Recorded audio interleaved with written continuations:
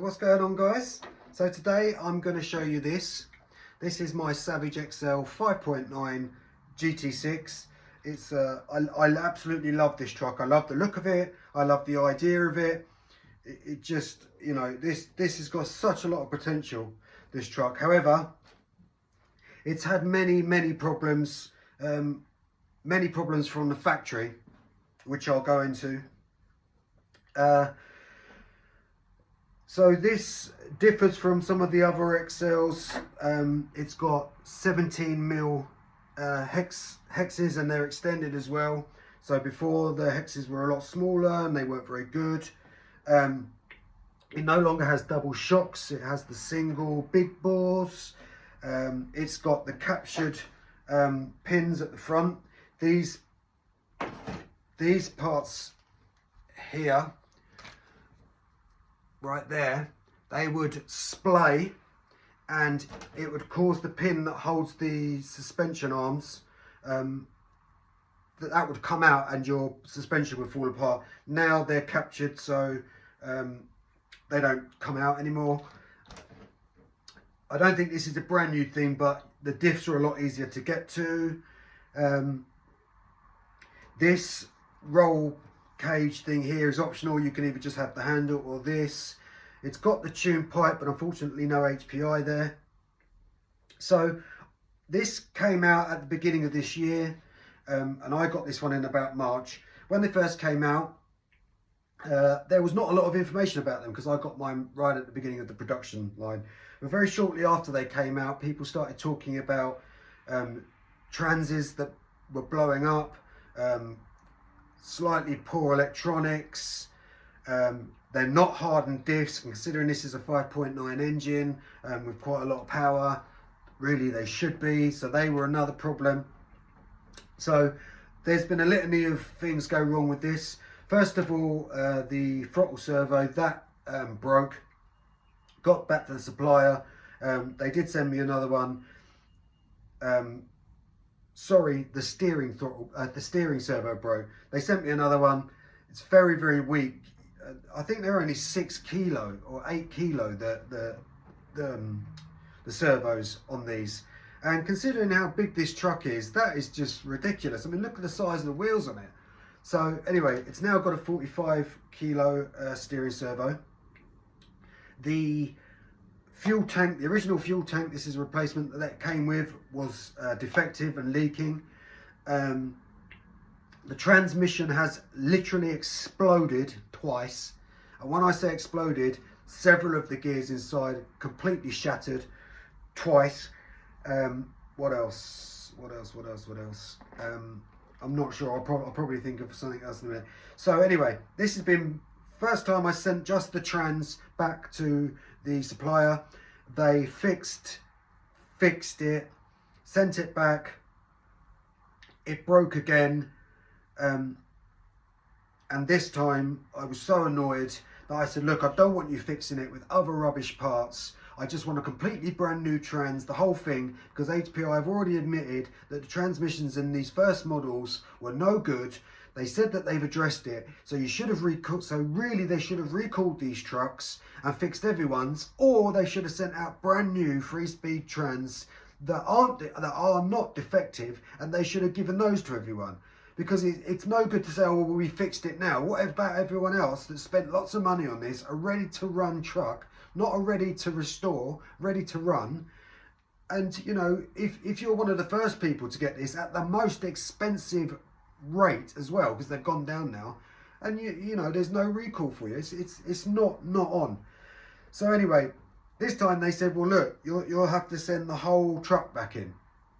So I was like, all right. I was a bit annoyed because you then can't see what's going on. You can't see the work they're doing and what they're putting in it.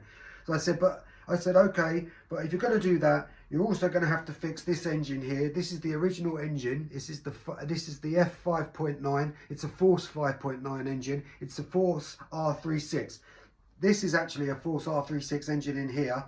There's a reason this is in here, and I'm just going to get to it now. So anyway, I said, look, if you're going to take the whole truck in, the truck has also got another problem where there's a problem with the engine, it's leaking, or the carb is, and I've never been able to tune it. It is completely untunable. no matter what tune you gave it, it would run lean, but also it would dump so much fuel out the exhaust. So it's sort of running lean and rich at the same time. That's an air leak in anyone's book. But I couldn't find the air leak. I didn't really look that hard because I just felt like it wasn't my issue. I had another engine. So I put this one, but I thought, no, I'm going to put this one back in and they can fix that as well. So anyway, sent it back. 2 weeks later, I messaged them, what's happened? They sent me a message back saying, well, you've got a brand new trans, it's out now being tested. They then sent the truck back, and they had said that the reason that the truck was running perfectly, and the reason that it wasn't running perfectly, is because the high-speed needle on here was turned in 1.5 turns too much, and that's why it was running lean. Absolute load of rubbish.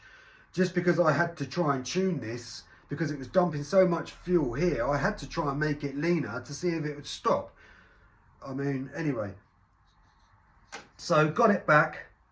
There's no way that was a brand new transmission. I know, because I'd taken it apart so many times. I know some of the marks that are on some of the gears. So they didn't change it. They just fixed it again. That really annoyed me. They also said that this was running absolutely fine. What they'd done is they'd opened up the carb gaps so much to keep it running. It was just a nightmare. And it would run for a bit, but if it stopped, you then couldn't start it again. And also it wouldn't idle for long. In fact, you didn't have time to start it and put the lid back on and the clips. If you tried to put that back on, the lid, it wouldn't idle that long, and you'd have to take it all apart again and start again. Because one of the other issues with this is there's nowhere you can put a glow igniter into this without. It's got a plastic rigid bar here, so even if you made a hole here, it'd still be a bit of a nightmare and untidy. But anyway, so what I did was I put the other engine, the Force engine, back in. This engine here, I then decided to take apart. I did it on a live on TikTok. And the first thing I did was take off the rotor start. I took off the rotor start. I had noticed that there was oil coming from here when I'd taken the engine out. So I had a pretty good idea that the seal of the backplate would probably bust. However, what I wasn't expecting was that when I took the rotor start off and started trying to undo these screws here, every single one of them was loose to the point that there was no tension on them at all. You could spin them out like this. So really the only thing that was holding this on was the rotor start. And that's them telling me there's nothing wrong with the truck and it's running absolutely fine.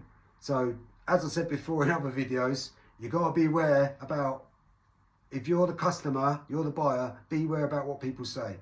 Because at the end of the day, they're probably sending these back to model shops and they don't know what they're talking about with nitros. They don't know about nitros. They might know about electric stuff, but I guarantee you they don't know much about nitros. Well, they certainly didn't in this case. And this was one of the biggest suppliers in England. Online suppliers in England. Anyway, I've now got the FLM hardened gears for this, the 3-speed gears. I've got hardened diffs, so I'm going to put all of those in. And I'm going to get this truck back to the truck that it deserves to be, and the truck that that everyone wishes it was. I'm really looking forward to it because this has got a lot of potential, this truck. It's gorgeous. It's mean looking. It sits nicely. It's just a beautiful, beautiful thing. I love it. Even though it's given me all these problems, this truck I love. And I do love a monster truck. You'll probably see that. So anyway, guys, this is it. The Savage XL 5.9 GT6.